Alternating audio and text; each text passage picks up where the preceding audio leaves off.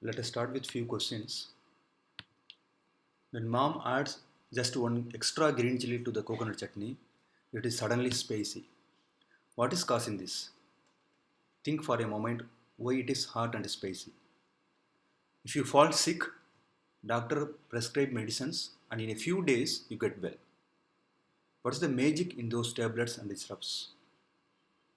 To keep ourselves clean, we use soaps and shampoos. Why do they lather?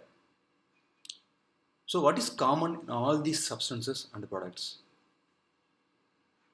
So normally students who are already learning this subject are put off by long chemical formulas and too many complex names. So the goal of this course is to explain the concept and ideas in simple terms and yet cover all the complex topics.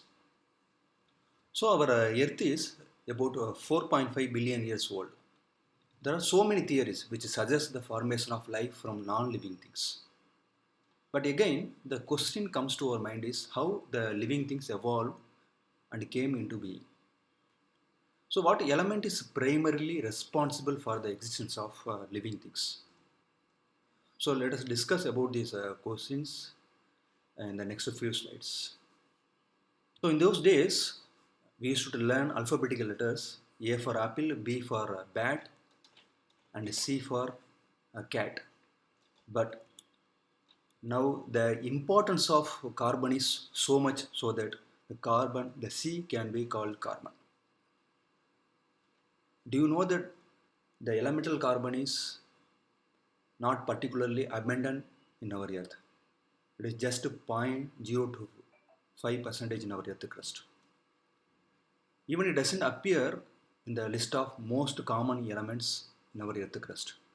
In spite of that, almost 90% of all known compounds contain carbon. Even the first slide, as we discussed, it is present in chili pepper, pharmaceutical products, and cosmetics also. Even few inorganic compounds like carbonate contains carbon. So carbon is referred as the backbone of life because it is the key component of all known organic compounds. So you might have seen this periodic table in our textbooks. Look at the position of carbon in this periodic table.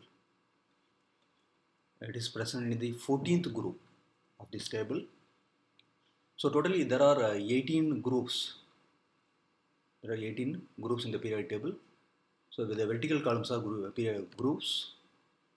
So the position of carbon is in the 14th group of this table. So carbon is the head of this group. This is called carbon family.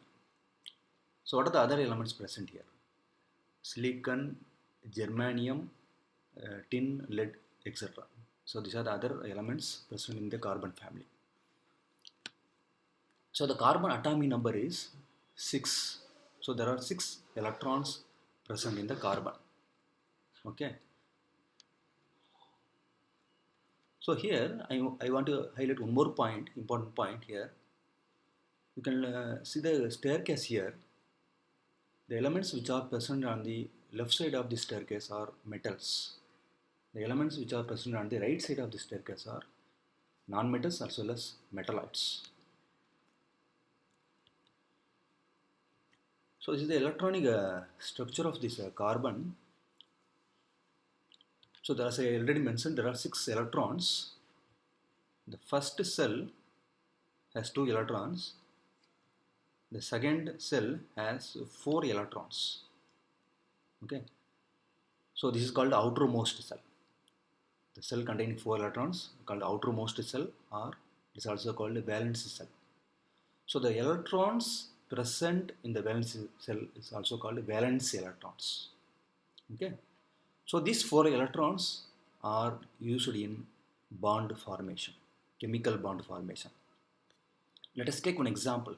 So see here, a carbon has created 4 bonds with other elements, or you can also form 2 bonds. This is called double bond. It can also form 3 bonds. They are also called triple bond. Okay, it can form single bond, double bond, as well as triple bond. So, so carbon forms 4 bonds by sharing the electron, valence electrons. So here, I have taken the example methane molecule. As I already told you, carbon has 4 valence electrons, 1, 2, 3, 4, right? So here, each hydrogen donates 1 electron, which I have put here like a dot here. Okay, each hydrogen donates 1 electron. So carbon uses 4 valence electron and forms 4 bonds with carbon. Sorry, not hydrogen. 4 bonds with hydrogen. 4 single bonds. 4 single covalent bonds. So what is covalent bond here? So like a mutual sharing of electrons, right? So hydrogen shares 1 electron. Carbon also shares 1 electron from here. Okay. So carbon forms 4 covalent bonds here. 4 single covalent bonds with hydrogen. So this is about the formation of methane molecule. So what is the angle between two carbon hydrogen bonds? It is 109.5 degrees.